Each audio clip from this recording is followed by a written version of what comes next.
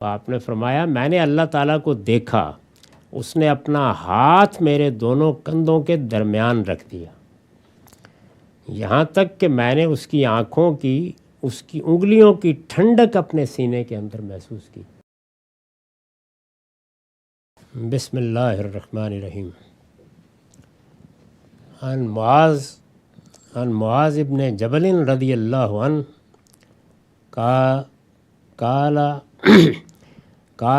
قال احتبس ان رسول اللہ صلی اللہ علیہ وسلم ذات غداد عن صلاة الصبح حتى کدنا نترایا عین الشمس فخرج سریا فصوب بالصلاة فصلى رسول اللہ صلی اللہ علیہ وسلم وتجوز فی صلاته فلما سلم دعا بصوته فقال لنا الا مصافكم كما انتم ثم انفتل إلينا ثم قال اما انی سأحدثكم ما حبسني عنكم الغداة انی قمت من الليل فتوضأت وصليت ما قدر لي فناست في صلاتي حتى استسقلت فإذا أنا بربي تبارك وتعالى في أحسن صورته فقال يا محمد قلت لبيك ربي قال فيما يختصم الملأ الأعلى قلت لا أدري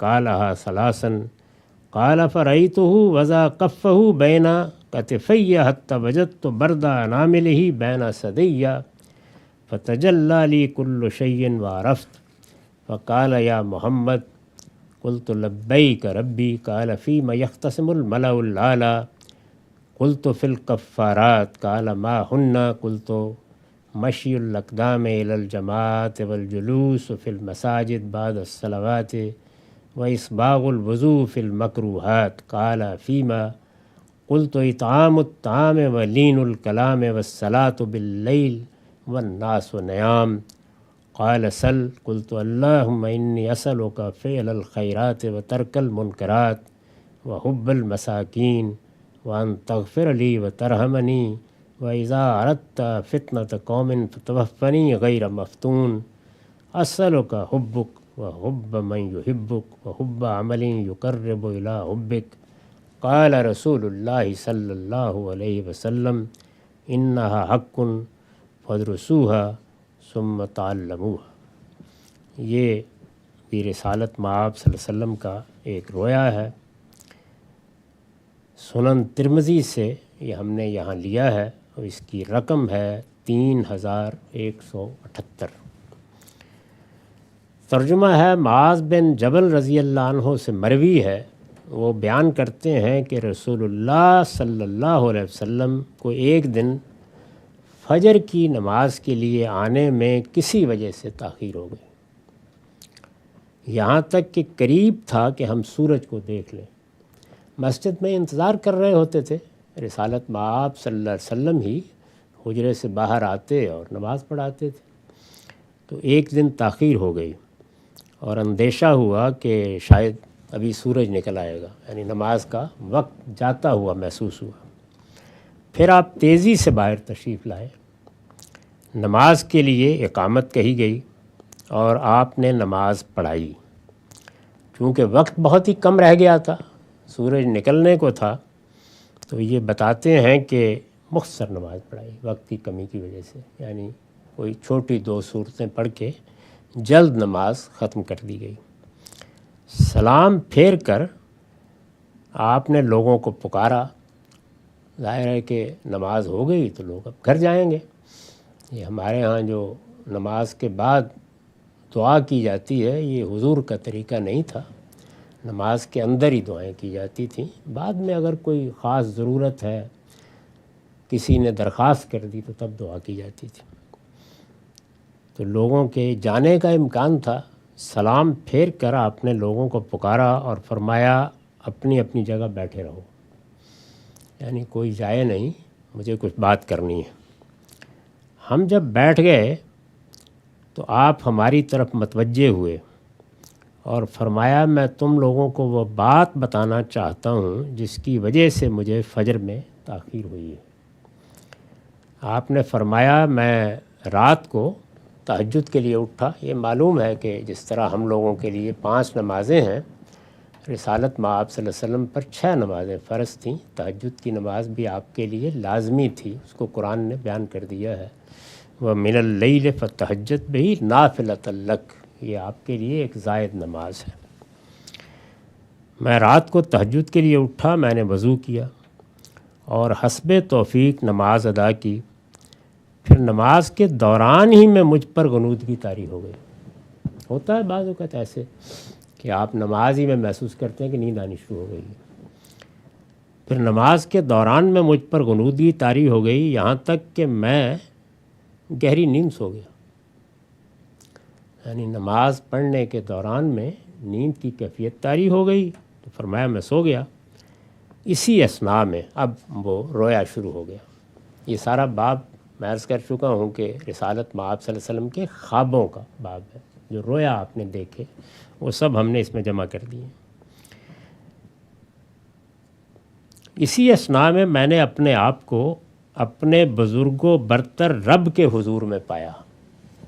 یعنی تہجد کی نماز کے دوران میں غنودگی طاری ہوئی، سو گئے، اب خواب شروع ہوا، تو رویا میں کیا دیکھتے ہیں کہ اللہ تعالیٰ کے حضور میں نے دیکھا کہ اس کی ذات خوبصورت ترین شکل میں میرے سامنے ہے۔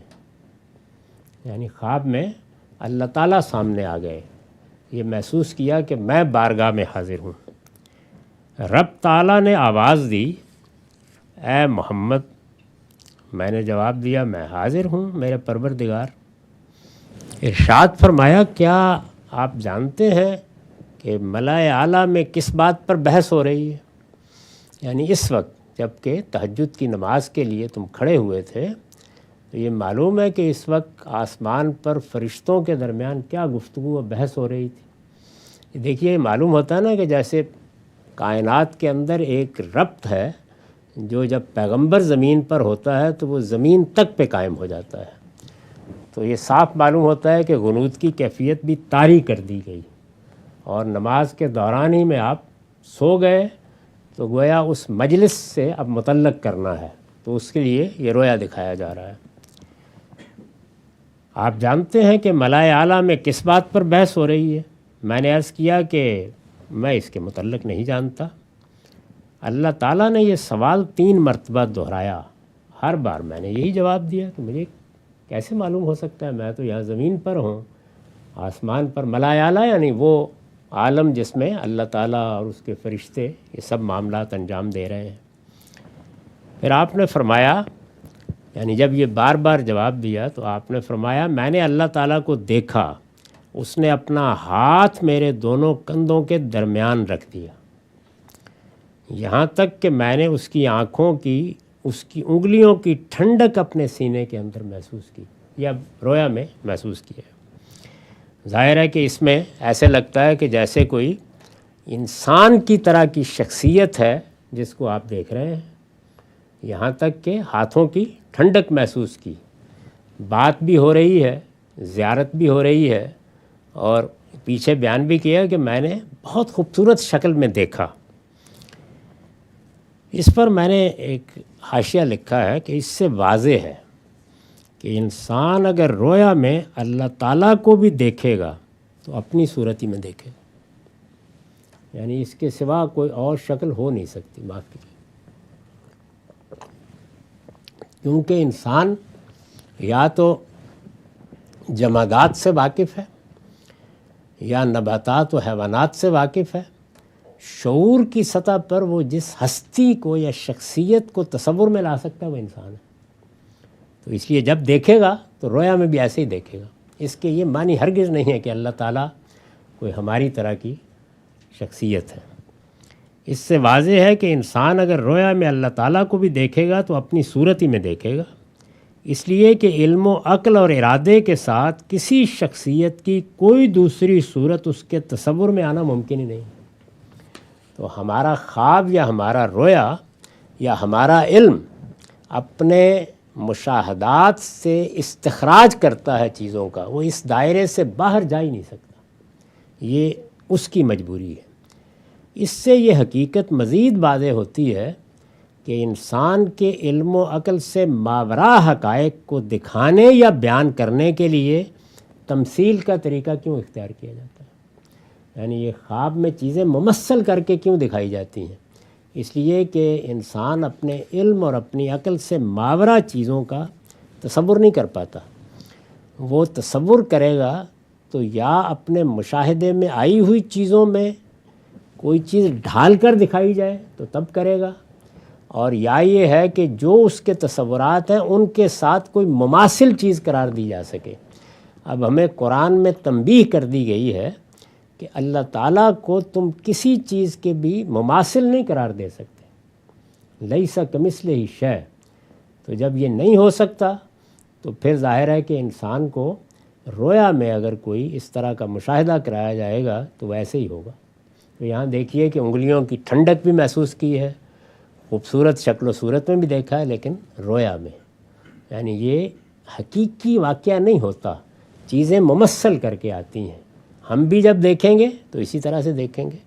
چنانچہ اگر آپ جو رویا کی کتابیں ہمارے ہاں ہیں ان میں دیکھیں، خاص طور پر ابن قیم کی کتاب الروح میں، تو آپ کو دسیوں واقعات ملیں گے جس میں لوگوں کو اللہ تعالیٰ کی زیارت ہوئی ہے، بالکل اسی طرح ہوئی ہے، یعنی وہ انسانی صورت ہی میں دیکھتے ہیں، لیکن وہ ان کی تصور میں جو چیز آتی ہے اس میں عظمت، جلال، حسن وہ منتقل ہو جاتا ہے، لیکن صورت وہی بنتی ہے اسی طریقے کی۔ اس کے بعد اب آگے کے حصے کا ترجمہ یہ ہے کہ اس کے نتیجے میں ملائے اعلیٰ کی ہر چیز میرے سامنے روشن ہو گئی اور میں صورتحال کو پوری طرح جان گیا۔ پھر اللہ تعالیٰ نے فرمایا، اے محمد، میں نے کہا پروردگار میں حاضر ہوں۔ اللہ تعالیٰ نے کہا ملائے اعلیٰ کے فرشتے کس بات پر بحث کر رہے ہیں؟ یعنی اس وقت جب کہ یہ رویا دکھایا جا رہا ہے تو کچھ بحث ہو رہی ہے ملائے اعلیٰ میں، جیسے یہ ہماری دنیا ہے، اسی طرح جو اللہ تعالیٰ کا عرش جہاں ہے، جس کو عام طور پر ہمارے ہاں لامکان سے تعبیر کر لیا جاتا ہے، قرآن مجید میں اس کے لیے ملائے اعلیٰ کی تعبیر آئی ہے، یعنی وہ بلند ترین بارگاہ کہہ لیجئے۔ تو وہاں پر فرمایا کہ معلوم ہے کس بات پہ بحث ہو رہی ہے؟ میں نے کہا کفارات کے بارے میں، یعنی رویا میں، خواب میں جواب دیا آپ نے کہ میں نے یہ خیال کیا کہ کفاروں کے بارے میں ہو رہی ہے۔ کفارے کیا ہیں؟ یعنی ان چیزوں کے بارے میں جو کسی گناہ کا ارتکاب ہو جانے کے بعد آدمی اس کی تلافی کے لیے کرتا ہے، جیسے روزے کا کفارہ، قسم کا کفارہ، سنا ہوگا آپ نے۔ اللہ تعالیٰ نے پوچھا وہ کیا ہیں؟